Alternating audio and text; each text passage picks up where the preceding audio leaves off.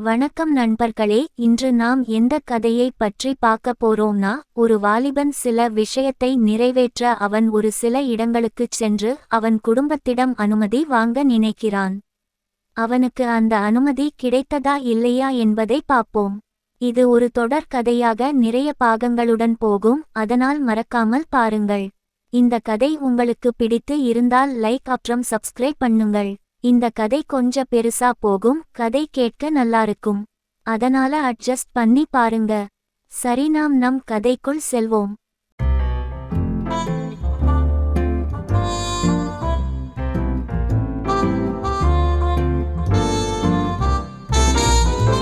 நான் ஆதி, 25 வயது ஆகிறது. எனக்கு ஒரு பெண்ணை பிடித்து இருந்ததால் அவளை திருமணம் செய்து கொள்ள நினைத்தேன். என் அம்மாவுக்கு ஒரு அக்கா, ஒரு தங்கை இருக்கிறார்கள். என் அம்மாவுக்கு எப்படி அவர்கள் உயிரோ, எனக்கும் அவர்களை பிடிக்கும், அவர்களும் என் உயிர்தான். என் கல்யாணம் பற்றி பேச என் பெரியம்மா, என் சித்தி இவர்கள் இருவரின் சம்மதமும் வேண்டும் என்று நினைத்தேன்.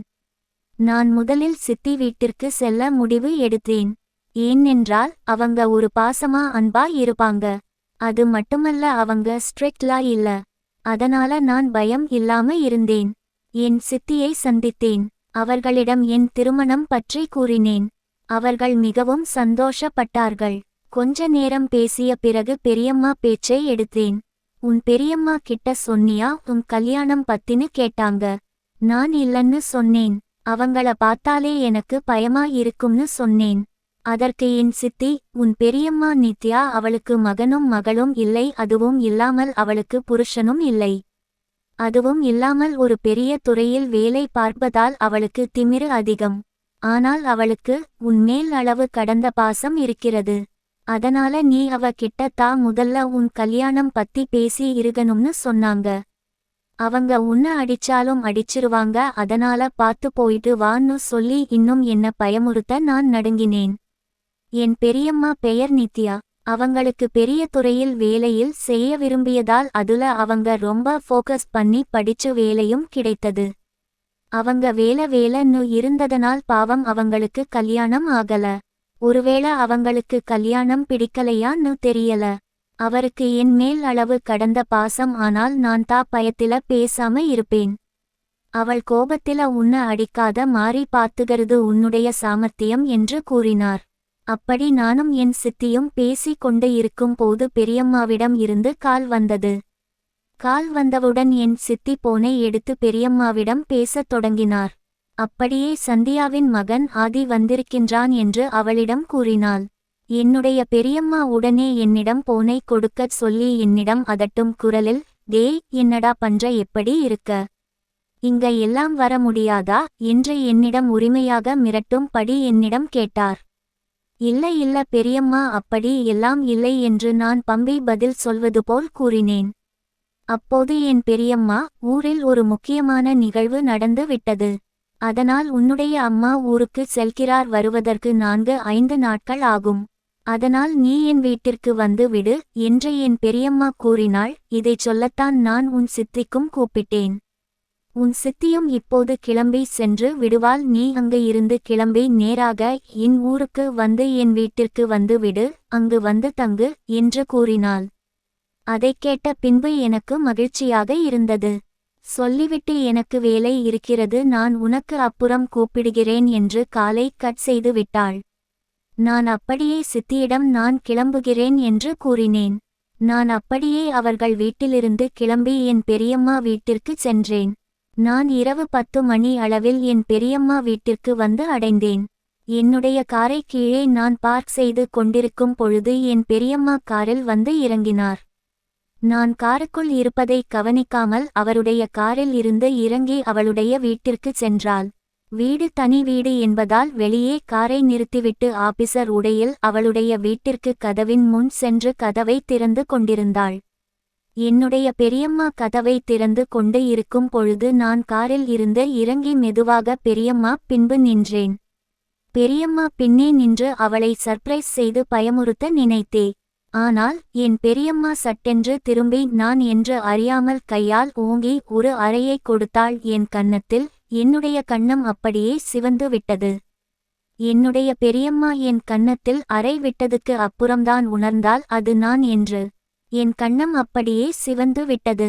என் பெரியம்மா நான் என்றறியாமல் அறை விட்டது எண்ணி சட்டென்று அவளுடைய இரு கைகளால் என் கன்னங்களை தடவிக் கொடுத்து கொண்டே டேய் தங்கம், என்னை மன்னித்து விடுடா, நான் யாரோ என்று எண்ணிவிட்டேன் என்று கண் கலங்கியபடி என் கன்னத்தில் வருடிக் கொண்டே எப்படி இருக்கடா, வலிக்குதா என்று என்னிடம் கேட்டாள். நான் அவளிடம் பரவாயில்லை பெரியம்மா, நீங்கள் தானே அடித்தீர்கள் என்று கூறினேன். கூறிக்கொண்டே நீங்கள் மிகவும் பலசாலி பெரியம்மா என்று அவளிடம் கூறினேன். அதுக்கப்புறம் என்னுடைய பெரியம்மா என்னுடைய கைகளை பிடித்து அவள் வீட்டிற்குள் என்னை கூட்டிச் சென்றாள். கைகளை பிடித்து உள்ளே கூட்டிச் சென்று அவளுடைய ஹாலில் உள்ள சோபாவில் என்னை அமர வைத்துவிட்டு ஃப்ரிட்ஜில் இருந்து ஐஸ் பேக்கை எடுத்து ஹாலுக்கு வந்து சோபாவில் உட்கார்ந்து கொண்டு அவள் உன் கன்னத்தை காட்டு என்றாள்.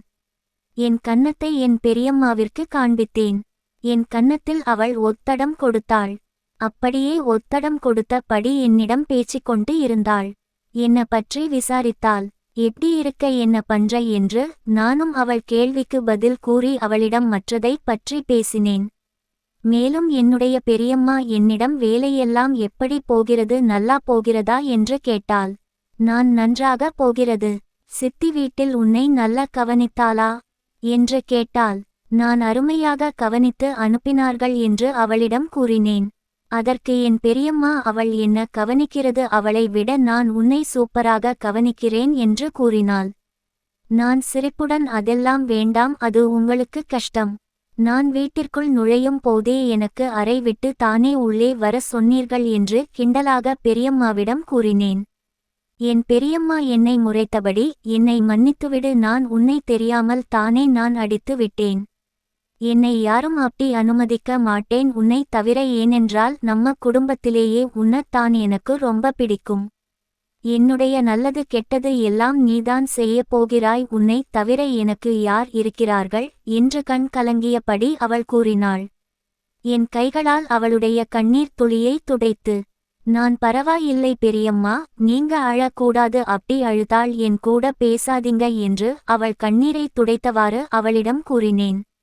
அவள் என் தலையில் கை வைத்தபடி என் தங்கம், என் ராஜா, என் கண்ணுக்குட்டி, இப்பதான் பெரியம்மா வீட்டிற்கு வர மனசு வந்துச்சோ என்று என்னை கொஞ்சிக் கொண்டே இருந்தாள். நான் என் பெரியம்மாவிடம், பெரியம்மா நான் இனி குழந்தை இல்லை, எனக்கு 24 வயது ஆகிவிட்டது, நான் பெரிய மனுஷன் ஆகிவிட்டேன் என்று அவளிடம் நான் கூறினேன். என் கன்னத்தை கிள்ளி உனக்கு எவ்வளவு வயது ஆனாலும் நீ என்னுடைய குழந்தை தான் என்று செல்லமாக சொன்னாள். திடீரென்று அவள் கத்தினாள். உடனே நான் பெரியம்மா என்ன ஆச்சு, ஏன் கத்துனீங்க என்று கேட்டேன். அதற்கு என் பெரியம்மா, அது ஒன்னும் இல்லை, இன்று காலையில் இருந்து வேலை அதிகமாக இருந்ததால் எனக்கு கழுத்து மற்றும் தலை வலியாக இருக்கிறது என்று கூறினாள். ஆனால் அந்த வலி எனக்கு பெரிதாக தெரியவில்லை நீ இருப்பதால் என்று என்னிடம் கூறினாள். நான் அப்போதுதான் புரிந்து கொண்டேன் பெரியம்மா எவ்வளவு தனிமையில் உள்ளார் என்று. நான் என் பெரியம்மாவிடம் நீங்க எதுவும் கவலைப்படாதீங்க, எந்த வேலையும் செய்யாதீங்க, நானே எல்லா வேலையையும் செய்து விடுகிறேன் என்று கூறினேன். நான் வேண்டுமானால் உங்க தலையை அமுக்கி தைலம் தேய்த்து விடவா என்று பெரியம்மாவிடம் கேட்டேன். என் பெரியம்மா ஒரு நிமிடம் யோசித்து பரவாயில்லை டா தங்கம் என்று சமாளித்தாள். என் பெரியம்மா சோபாவில் இருந்து எந்திருக்கும் போது மறுபடியும் கத்தினாள். நான் உடனே என் பெரியம்மாவிடம் நீங்கள் வலியால் துடிப்பதை என்னால் பார்க்க முடியவில்லை பெரியம்மா, நான் வேண்டுமானால் என் தோழிகள், அப்படி இல்லனா டாக்டர் ஏதாவது கூப்பிடவா என்று நான் கேட்டவுடன் பெரியம்மா ஏன் உன் தோழியை கூப்பிடுகிறாய் என்று என்னிடம் கேட்டாள். நான் அதற்கு தயக்கத்துடன் முனகிக் கொண்டிருந்தேன். என் பெரியம்மா திடீரென்று மிரட்டும் குரலில் ஏன் கூப்பிடணும் என்று சொல், ஏன் என்று இப்போதே கூறு என்று என்னிடம் கேட்டாள். நான் உடனே பெரியம்மாவிடம் உங்கள் நெற்றியில் நான் கை வைத்து தைலம் தேய்ப்பது உங்களுக்கு பிடிக்கலையோ என்னவோ, அதனால் தான் என்னை உங்களுக்கு உதவி செய்ய மறுக்கிறீர்கள். அதனால் தான் அப்படி கூறினேன்.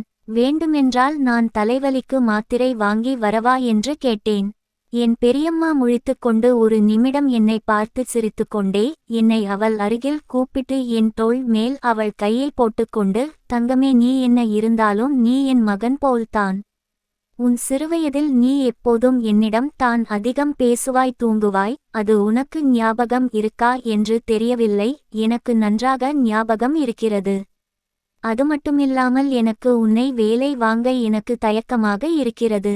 அது மட்டுமின்றி நீ இப்போது ஊர்ல இருந்து வந்து இருக்க உனக்கும் டயர்டா இருக்கும் என்று என்னுடைய பெரியம்மா என்னிடம் கூறினாள். அது மட்டுமில்லாமல் எனக்கு சிறுவயதில் இருந்தே நண்பர்கள் யாரும் இல்லை. நான் விளையாடுவதற்கு கூட யாரும் இல்லை. எனக்கு எல்லாம் என் தங்கைகள் தான். இப்போது நீதான் எனக்கு துணையாகவும் ஆறுதலாகவும் இருக்கிறாய். எனக்கு கணவரும் இல்லை, அதனால் எனக்கு கோபம் அதிகமாக வரும். என்னுடைய பிரச்சனைகளை பேச பகிர்ந்து கொள்ள ஒரு நண்பர் கூட யாருமில்லை என்று நான் மிகவும் ஏங்கி போயிருக்கிறேன் என்று என்னுடைய பெரியம்மா என்னிடம் கூறினாள். அதை கேட்டு எனக்கும் மனசு வலித்தது. இத்தனை வருடங்கள் இப்படி தனிமையில் இவர் இருக்காங்களே என்று வருந்தினேன். அவங்க வருத்தத்தை போக்க அதற்கு நான் பெரியம்மாவிடம் நான் உன் ஃப்ரெண்ட் இல்லையா என்று கேட்டேன். என் பெரியம்மா சிரித்து கொண்டே சி போடா என்று என்னிடம் கூறினாள். அதற்கு நான் என் பெரியம்மாவிடம், பெரியம்மா எனக்கும் இதுவரை இந்த ஒரு உண்மையான நண்பனும் இருந்ததில்லை. நானும் சில சமயம் தனிமையில் தான் நேரத்தை செலவிடுவேன் என்று என்னுடைய வருத்தத்துடன் அவளுக்கு ஆறுதல் கூறினேன். நீயே எனக்கு இனிமேல் ஒரு தோழியாக இருக்கிறாயா என்று அவள் கையை பிடித்து நான் கேட்டேன். அவள் அப்படியே கண்கலங்கி, என் வாழ்க்கையிலேயே எனக்கு விவரம் தெரிந்து நீதான் என்னுடைய முதல் நண்பன் என்று என்னிடம் கூறினாள். நீங்கள் ஒன்றும் கவலைப்படாதீர்கள், என்னைப் போல் ஒரு நண்பனை இதுவரை நீங்கள் பார்த்து இருக்க மாட்டீர்கள். உங்களுக்கு இனிமேல் எந்த ஒரு கஷ்டம் இருந்தாலும் எந்த ஒரு பிரச்சனை இருந்தாலும் என்னிடம் தைரியமாக கூறுங்கள், உங்கள் இரகசியங்களை நான் பாதுகாப்பேன் என்று அவள் தலையில் வருடி கூறினேன். அப்படியே செய்து கொண்டே அவர்களிடம், இப்போதாவது உங்கள் தலை வலியை நான் சரி செய்யலாமா என்று கேட்டேன். என் பெரியம்மா மனதில் நான் அவள் வலியை போக்க தான் சமாதானம் படுத்துகிறேன் என்று எண்ணினார். அப்போது என் பெரியம்மாவிடம் கூறினேன், நீங்கள் தப்பாக எடுத்துக்கொள்ளவில்லை என்றால் நான் உங்களிடம் ஒன்று கூறவா என்று கேட்டேன். அவள் தலையை திருப்பி என்னை முறைத்தபடி, நான் உன் தோழி தானே, ஏன் என்னிடம் கேட்க தயங்குகிறாய் என்று என்னிடம் கேட்டாள். இல்ல பெரியம்மா, உங்களை எனக்கு தோழியைப் போல் உங்களை கூப்பிட வேண்டும் என்று ஆசையாக இருக்கிறது. உங்களை பெயர் சொல்லி உங்களை தோழியைப் போல நடத்த வேண்டும் என்று எனக்கு ஆசையாக உள்ளது என்று அவளிடம் நான் கூறினேன்.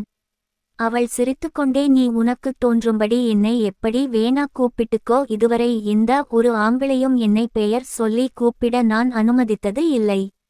உனக்கு தான் நான் முதல் முறை எல்லா உரிமையும் தருகின்றேன் என்று அவள் கூறினாள். நான் அவளை பார்த்து அப்படியே நித்யா என்று அவள் பெயர் சொல்லி கூப்பிட்டேன். அடப்பாவி, என்னடா பெயர் சொல்லியே கூப்பிடற என்று கேட்டாள். ஆமா, நீ என்னுடைய தோழி தானே, நான் இனிமே உன்னை வாப்போ என்று தான் கூப்பிடுவேன் என்று கிண்டல் அடித்தபடி, உனக்கு இனிமே மரியாதை எல்லாம் கொடுக்க மாட்டேன் போடி நித்யா என்று அவளிடம் நான் கூறினேன். அவள் உடனே புதிதாக வெட்கப்பட்டு கொண்டு, கூப்பிட்டு போடா என்று தலையை திருப்பினாள். பின்பு, சரி குளிச்சிட்டு வா, நான் டின்னர் செய்து வைக்கிறேன், சாப்பிடலாம் என்று கூறி எழுந்து நடந்தாள். அவள் திடீரென்று மயக்கத்தில் அப்படியே தடுக்கி கீழே விழும் பொழுது நான் குடுகுடுவென்று ஓட்டிச் சென்று அவளை முன்புறமாக பிடித்தேன். நான், என்ன ஆச்சு, ஏன் இப்படி பண்றீங்க? நான் மாத்திரை வாங்கிட்டு வரேன், இல்லனா தைலம் தேய்த்து விடுகிறேன் என்று சொன்னேன்ல, ஏன் கேட்க மாட்டீங்க? நான் மாத்திரை வாங்கிட்டு வரேன், நீங்க இங்க சோஃபால படுத்துட்டு இருங்க என்று கூறி அவளை சோஃபாவில் உட்கார வைத்தேன். அவள் என் கையை பிடித்து, அதெல்லாம் வேண்டாம், நீ தைலமே தேய்த்து விடு என்று கூறினார். நான் எங்கே இருக்கு சொல்லுங்க என்று கேட்க அவள் இருக்கும் இடத்தை காண்பித்தாள். நான் தைலத்தை எடுத்து வந்தேன். அவள் தலையில் தேய்க்க ஆரம்பித்தேன். நான் கோவத்துல, இனிமே இப்படி பண்ணீங்க நான் உங்க கிட்ட ஜென்மத்துக்கும் பேசாமாட்டேன் என்று கூறினேன். அவள் சிரித்தபடி சரிடா சரிடா என்று கூறினார். நான், சிரிக்காதீங்க, உங்க மேல கோவமா இருக்கேன், அப்புறம் அடிச்சிருவேன் என்று கிண்டல் அடித்தேன். அதற்கு அவள் தலை வலியுடன் சிரித்து கொண்டே, ஓ, என்ன அடிச்சிருவியா என்று மெல்லமாக கேட்டாள். நான் போய் உங்கள அடிப்பனா னு சொன்னேன். அதன்பின் அவள் என்னிடம், உனக்கு கேர்ள் ஃப்ரெண்ட் இருக்கா என்று கேட்டாள். நான் அவளிடம் இருக்கு என்று கூறினேன். அதற்கு என் பெரியம்மா யார் என்று கேட்டாள். நான் உடனே அதை சொன்னால் நீ கண்டுபிடித்து விடுவாய் என்று கூறினேன். அவள் பரவாயில்ல சொல்லுட்டா என்று கூறினாள். அவளை திருமணம் செய்து கொள்ள உங்கள் சம்மதம் வேண்டும் என்று கூற அவள் கோபித்து கொண்டாள். நான் ஏன் பெரியம்மா ஏன் கோச்சுக்கிட்டீங்க என்று கேட்டேன். அவள் என்னிடம் ஒரு வார்த்தை கூடச் சொல்லல. இப்ப மட்டும் ஏன் சொல்ற, கல்யாணம் முடிஞ்ச அப்புறம் சொல்ல வேண்டியது தானே என்று கோவித்தபடி கேட்டார். உன் அம்மா கூட என்கிட்ட சொல்லலை என்று கூறினார். நான் அவள் கன்னத்தை பிடித்து ஏன் இப்படி பேசுறீங்க, நான் யார்கிட்டையும் சொல்லல, உங்க கிட்டத்தான் நான் முதல்ல சொல்றேன் என்று அவளை சமாதானம் செய்தேன்.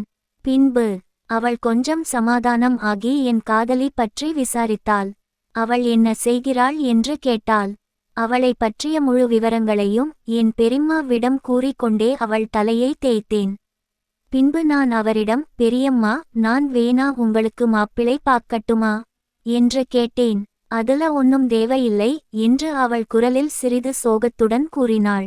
நான் பெரியம்மாவிடம், நான் ஏதாவது தப்பாக சொல்லி இருந்தால் என்னை மன்னித்து விடுங்கள், நான் உங்களை முழு தோழியாக நினைத்து ஒரு அக்கறையில் சொன்னேன் என்று பயந்து கூறிவிட்டேன். அதற்கு என் பெரியம்மா, என்னிடம் நீ என்ன வேண்டும்னாலும் பேசுடா, இந்த மாதிரி எனக்கு ஒரு தோழன் கிடைப்பாளா என்று நான் ஏங்கிய நாட்கள் இல்லை என்று அவள் எனக்கு முழு உரிமையையும் கொடுத்தாள். நான் உடனே தேங்க்யூ நித்யா என்று கூறினேன். அவள் மௌனமாக இருந்தாள். நான் அப்படியே அவளிடம், நீ ஏன் கல்யாணம் செய்து கொள்ளவில்லை என்று கேட்டேன். அல்லது நீ யாரையாவது காதலிக்கிறாயா என்று கேட்டேன்.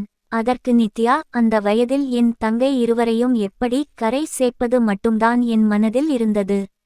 அவர்கள் இருவருக்கும் கல்யாணம் செய்து விட்டு தான் நான் கல்யாணம் செய்து கொள்ள வேண்டும் என்று இருந்தேன். ஆனால் அவங்களுக்கு கல்யாணம் செய்து முடிக்கும் பொழுது எனக்கு வயது தாண்டிவிட்டது. இதுக்கு அப்புறம் எனக்கு கல்யாணம் நடக்காது. அதுக்கப்புறம் என் வாழ்க்கையில் வாழ்வு முழுவதும் என் வேலையிலேயே அர்ப்பணித்து விடலாம் என்று முடிவு செய்து விட்டேன். அதுக்கப்புறம் பல வருடங்கள் கழித்து இன்றுதான் என்னுடைய தங்கை மகனான உன்னை என் உயிர் நண்பனாக ஏற்றுக்கொண்டேன். எனக்கென்று எந்த ஒரு பொழுதுபோக்கும் கிடையாது என்று அவள் கூறினாள்.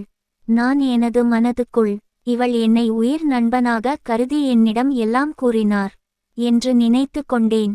சரி சரி, கவலைப்படாதீங்க, அதான் நான் வந்துட்டேன்ல என்று கூறியவாறு அவளின் முதுகை விளையாட்டாக தட்டினேன். திடீரென்று எனக்கு ஒரு நிமிடம் பயம் வந்துவிட்டது. இப்படி தட்டியதால் இரவு கோபமடைந்து என்னை மறுபடியும் அடித்துவிட்டு என்னை வெளியே போகச் சொல்லி விட்டால் என்ன பண்ணுவது என்று நினைத்தேன். நான் பொறுமையாக இருந்தேன் மற்றும் சங்கடமாகிவிட்டது. இப்போ எப்படி இருக்கு தல வலின்னு கேட்டேன். அவள், பரவாயில்லை, இப்போ கொஞ்ச குறைஞ்சி இருக்கு, நான் போய் குளிச்சா இன்னும் கொஞ்சம் குறையும்னு சொல்லி குளிக்க போனாங்க. நான் அப்படியே ஹாலில் அமர்ந்து இருந்தேன். திடீரென்று பாத்ரூமிலிருந்து பெரியம்மா, ஆதி ஆதி என்று என்னை அழைத்தாள். நான் என்னவென்று பெரியம்மாவிடம் போய் என்னாச்சு பெரியம்மா என்று பாத்ரூம் வெளியே இருந்தே கேட்டேன். அதற்கு அவள், துண்டை வெளியே விட்டுவிட்டு வந்துவிட்டேன், நீ என்னுடைய கட்டிலிருந்து என்னுடைய துண்டை கொண்டு வா என்று கூறினாள். நான் அதை கொண்டு சென்று என் பெரியம்மாவிடம் கொடுத்தேன். பின் நான் ஹாலில் வந்து உட்கார்ந்தேன். அப்போது ஒரு விஷயம் ஞாபகத்திற்கு வந்தது. அது என்னவென்றால், அவள் அப்போது மயங்கி விழும்போது நான் அவளை பிடித்தேன். அவ கூட நானும் சேர்ந்து விழுந்தேன். அப்போது அவளுக்கு எங்கேயாவது அடிபட்டதா மற்றும் அவளிடம் மன்னிப்பு கேட்க வேண்டும் என்று நினைத்தேன். ஆனால் மறந்துவிட்டேன். அவள் ஹால்க்கு வந்தாள். நான் அவள் அழகான முகத்தை பார்த்து கொண்டிருந்ததை அவள் பார்த்து என்னை முறைத்தபடி, நீ போய் குளி என்று கூறினாள். அப்போது முன்பு விழுந்ததை பற்றி கூறினேன். நான் வேண்டுமென்றே செய்யவில்லை, நீங்க கீழே விழப்போனாய், நீங்க கீழே விழக்கூடாது என்று தான் நான் கீழே விழுந்து உன்னை பிடித்தேன்.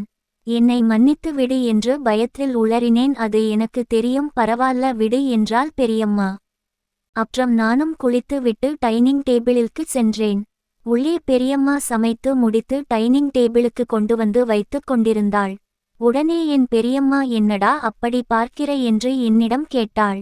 இவ்வளவு அழகான தோழியே என் பக்கத்திலேயே இருந்து இருக்கா, ஆனா இத்தனை நாள் உன்னை நான் பார்க்காமல் விட்டு விட்டேனே என்று யோசித்துக் கொண்டிருக்கின்றேன் என்று அவளிடம் கூறினேன். அவளுக்கு சட்டென்று கோபம் வந்தது. உடனே, நான் யார் என்பதை நீ மறந்துவிடாதே, என்னிடம் ஏதாவது தப்பாக பேச நினைத்தால் உன்னை முடித்து கட்டி விடுவேன் என்று என்னை மிரட்டினாள். உடனே நான் என் மனதிற்குள், இவளை விட்டு தள்ளியே இருக்க வேண்டும், அமைதியாக பொழுதை கழித்துவிட்டு கிளம்புவோம் என்று என் மனதுக்குள் முடிவு செய்தேன். நான் அமைதியாக சாப்பிடத் தொடங்கினேன். மெதுவாக தட்டில் சாப்பாட்டை போட்டு கொண்டு வந்து, வா, சோபாவில் போய் டிவி பார்த்து கொண்டே சாப்பிடுவோம் என்று கூறினாள். நானும் சோபாவிற்குச் சென்று டிவியை ஆன் செய்தேன். பின்பு சோபாவில் வந்து உட்கார்ந்தோம். பெரியம்மா, எனக்கு நீங்க சின்ன வயசுல சாப்பாடு ஊட்டி விடுவீங்களே, அந்த மாதிரி இப்பவும் ஊட்டி விடுவீங்களா என்று கேட்டேன். அதுக்கு என்னடா, ஊட்டிவிட்டா போது என்று கூறினாள். அவள் மும்மரமாக டிவியில் படம் பார்த்து கொண்டே எனக்கு ஊட்டி விட்டாள். நான் கூப்பிட்டாலும் அவள் காதில் வாங்காமல் டிவியை பார்த்து கொண்டு ஊட்டினாள். சரி, இப்போது நான் உனக்கு ஊட்டி விடுகிறேன் என்று கூறி அவளுக்கு ஊட்ட ஆரம்பித்தேன். அவள் அப்போது கூட இன்ட்ரெஸ்டா டிவி பார்த்து கொண்டு இருந்தாள். நான் லைட்டாக அவளிடம் விளையாட ஆரம்பித்தேன். அவள் அப்போதும் டிவி தான் பார்த்து கொண்டு இருந்தாள். அவள் சாப்பிட்டு கொண்டு இருக்கும் போதே நான் மேலே விளையாடினேன். இருந்தாலும் எனக்கு பயம் வந்தது. நான் நினைத்தபடி நடந்தது. ஆம், அவள் திடீரென எழுந்து அவள் நின்றவுடன் என் சட்டையை பிடித்து என்னையும் எழுப்பி என் கன்னத்தில் மறுபடியும் பளார் பளார் என்று அறை விட்டாள். நான் அப்படியே அறையை வாங்கிவிட்டு பெட்ரூமில் இருக்கும் கட்டிலில் போய் உட்கார்ந்தேன். அவள் அடித்த அடி எனக்கு இன்னும் வலித்தது. இன்னைக்கு என்ன நம்ப நாளே சரியில்லைன்னு மனசுல வருத்தத்துடன் இருந்தேன். அவள் நான் உட்கார்ந்திருந்த இடத்திற்கு வந்தாள். நான் அப்படியே அவளை பார்த்து முழித்தேன். இவளுக்கு என்னவாயிற்று என்று நான் அப்படியே கண் கலங்கியபடி அவள் கண்முன் நின்றேன். நான் கண் கலங்கியதை பார்த்து அவள் கண்கள் கலங்கியபடி நின்றாள். ஏன் இப்படி செய்தாய் என்று என்னிடம் கேட்டாள்.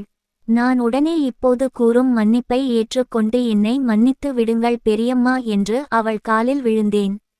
அவள் சட்டென்று என் தோளை பிடித்து மேலே இழுத்தாள். நான் என்னை மன்னித்து விடுங்கள் என்று கண்கலங்கியபடி அவளிடம் கூறினேன். முதலில் என்னுடைய கன்னத்தை பிடித்து, வலிக்குதாடா தங்கம் என்று என் கன்னத்தை நீவி விட்டுக்கொண்டே மன்னிப்பு கேட்டாள். அதற்கு என்னை மன்னித்து விடுடா தங்கம் என்று என்னை பார்த்து கேட்டாள். அதற்கு நான் எதுவும் கூறாமல் பெட்டிற்கு வந்து பெட்டிலிருந்து தலகாணியை எடுத்துக்கொண்டு, நான் ஹாலில் படுத்துக் கொள்கின்றேன் பெரியம்மா என்று அவளிடம் கூறினேன். என் பெரியம்மா சட்டென்று, உனக்கு என்மேல் உள்ள கோபம் போகவில்லையா என்று என்னிடம் கேட்டாள். நான் உடனே, அப்படி எல்லாம் இல்லை பெரியம்மா என்று கூறினேன். அதற்கு அவள், உனக்கு கோபம் இருந்தால் என்னை 4 அறை வேண்டுமானால் விடு, உனக்கு எவ்வளவு கோபம் இருக்கிறதோ அவ்வளவு அடி அடித்து உன் கோபத்தை தீர்த்துக்கொள் என்று என்னிடம் கூறினாள். நான் உடனே என் பெரியம்மாவிடம், உன்மேல் எனக்கு எப்படி கோபம் வரும் என்று அவளிடம் ஆறுதல் கூறினேன். சரி, இங்கேயே படுத்துக்கொள் என்றாள். இல்ல வேணாம், நான் ஹாலில் படுத்துக் கொள்கிறேன் என்று கூறினேன். அது மட்டுமல்ல, நீ என்னிடம் மறுபடியும் கோபித்துக் கொண்டு என்னிடம் பேச்சுவார்த்தையும் நிறுத்தி விடுவாயோ என்று எனக்கு பயமாக இருக்கிறது. என் குடும்பத்திலேயே எனக்கு மிகவும் பிடித்தவள் நீ மட்டும்தான் என்று அவளிடம் நான் கூறினேன். அதற்கு அவள், அதெல்லாம் நான் கோச்சுக்க மாட்டேன், நீ இங்கேயே இரு என்று கூறினார். மறுபடியும் என் தலையை வருடி கொடுத்து, சாரிடா தங்கம் என்று கூறினாள். என் பெரியம்மா என்னிடம், நீ கவலைப்படாமல் தூங்கு, எனக்கு எந்த ஒரு கவலையும் இல்லை என்று அவள் கூறினாள். நான் அன்று சித்திக்கு கால் பண்ணும் பொழுது நீ அங்கு என்ன பண்ணிட்டு இருந்த என்று கேட்டாள். நான் உடனே அவள் முன் முழித்தபடி நின்றேன். அதற்கு என் பெரியம்மா, பரவாயில்லை சொல்லு என்றாள். நான் ஒன்றும் தப்பாக எடுத்துக்க மாட்டேன், உண்மையை கூறு என்று கூறினாள். நான் அது ஒண்ணுமில்லை பெரியம்மா, சித்தி கூட நான் விளையாடுவேன் என்று தயக்கத்துடன் சொன்னேன். என் பெரியம்மாவிடம் கூறியவுடன் என் கண்ணை பார்த்து கொண்டே அவள் யோசித்தாள். அடப்பாவி, என்னடா சொல்ற, உண்மையாவா என்று கேட்டாள். நானும் ஆமாம் பெரியம்மா, சித்திக்கு ஏதோ ப்ராப்ளம் வந்துச்சு, சரின்னு அத போக்க விளையாட ஆரம்பித்தோம். அவங்களும் அந்த ப்ராப்ளம்லாம் மறந்து என்னுடன் விளையாடுவாங்கன்னு சொன்னேன். நாம் எல்லாம் ஒரே குடும்பம், நம் குடும்பத்தில் ஒருத்தருக்கு கஷ்டம் என்றால் நாம் உதவி செய்து தானே ஆக வேண்டும். எடுத்துக்காட்டுக்கு, நாளைக்கு எனக்கு ஏதாவது ஆக்சிடென்ட் ஆகி உங்களுடைய இரத்தம் எனக்கு தேவை என்றால் நீங்கள் கொடுக்க மாட்டீர்களா என்று அவரிடம் கேட்டேன். அவள் அப்படியே அவள் கையை வைத்து என் வாயை மூடி, இப்படி எல்லாம் பேசாதே, உனக்கு ஏதாவது ஆகிவிட்டால் நான் உயிரையே விட்டுவிடுவேன் என்று கண் கலங்கியபடி கூறினாள். சரி, நான் அப்படி கூற மாட்டேன், என்ன மன்னித்து விடுங்கள் என்றேன். உனக்கு உன் சித்தியை மட்டும் தான் பிடிக்குமா, என்னை பிடிக்காதா என்று ஏக்கத்துடன் கூறினாள். நான், ஏன் இப்படி சொல்லுறீங்க, எனக்கு என் அம்மா, என் சித்திய விட எனக்கு உங்களத்தான் எனக்கு ரொம்ப பிடிக்கும், நீங்க இல்லனா நானும் இல்லன்னு கொஞ்சியபடி அவளிடம் கூறினேன். அவள் நீ போய் சொல்கிறாய் என்று அவள் கூறினாள். நான் கோபமாய், இதுல போய் நான் போய் சொல்லுவேன்னு நீ நினைச்ச பாரு, என் மனசே வலிக்குது என்று கூறினேன். சாரிடா, என்கிட்ட யாரும் இட்டில பேசுனது இல்லை, அதனால தான் நான் இப்படி சொல்லிட்டேன், என்ன மன்னிச்சிடுடா பிளீஸ் என்று கூறி. சரி, உன் கோபத்தை தணிக்க நாம்ப விளையாடுவோம். ஆனால் மேலாக மட்டும் தான் விளையாடணும், ஏதாவது ஏமாற்ற நினைத்தனா அப்புறம் என் கூட பேசாத என்று கூறினார். ஏன் ஃபுல்லா விளையாட வேண்டாம்னு சொல்றீங்க என்று கேட்டேன். எனக்கு சில விஷயம் நிறைவேற்றணும், அப்பத்தான் என்னால எதுவா இருந்தாலும் சந்தோஷமா செய்ய முடியும் என்று கூறினார். சரி, நீ சொன்ன மாதிரி மேல மட்டும் விளையாடலாம், பிறகு அப்புறம் பார்த்துக்கலாம் என்று கூறினேன். லைட்டா விளையாடினோம். அப்போதான் எனக்கு புரிந்தது, விளையாட்டில் கூட அவள் தான் ஆள வேண்டும் என்று அவள் நினைக்கிறார் என்று. சிறிது நேரம் கழித்து நான் தூங்கிவிட்டேன். நான் காலையில் எந்திரிக்கும் பொழுது மணி 9. நான் பெட்டில் இருந்து எந்திரித்து வீடு முழுதும் அவளை தேடி பார்த்தாள். அவள் எங்கேயும் இல்லை. அவள் வீட்டில் எங்கேயும் இல்லாததால் நான் அவளுக்கு தொலைபேசியில் கால் செய்தேன். அப்போது அவள் போனை எடுத்து, ஹலோ சாரிடா, காலையில் கொஞ்சம் வேலை வந்து விட்டது, அதனால் உன்னை எழுப்ப வேண்டாம் என்று நான் கிளம்பி வந்துவிட்டேன். சாப்பாடு டைனிங் டேபிளில் இருக்கிறது. அது மட்டுமில்லாமல் என் துணிகளை நீ எனக்காக துவைத்ததற்கு மிக்க நன்றி. நீ மட்டும் நேற்று இரவு என் துணியை துவைக்காமல் இருந்திருந்தால் இன்று நான் பெரிய பிரச்சினையில் மாட்டி இருப்பேன், தேங்க்ஸ்டா தங்கம் என்று அவள் கூறினாள்.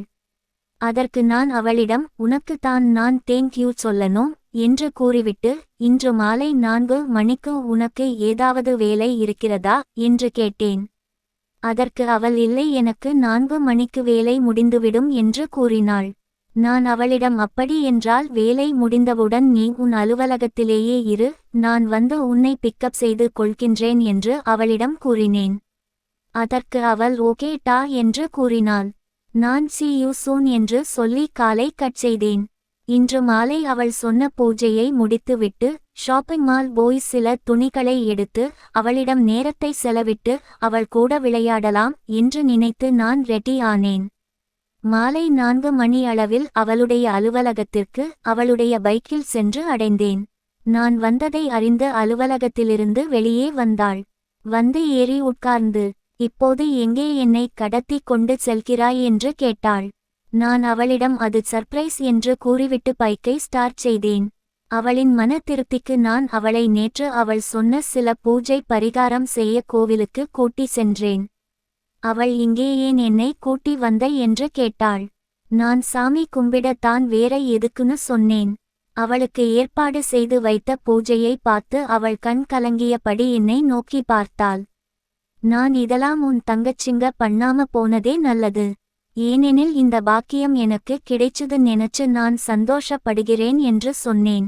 அவளும் சந்தோஷமா இருந்தாள். நான் அப்போது அவளிடம் கூறினேன், என்ன உன்னுடைய ஆசை நிறைவேறியதா என்று கேட்டேன்.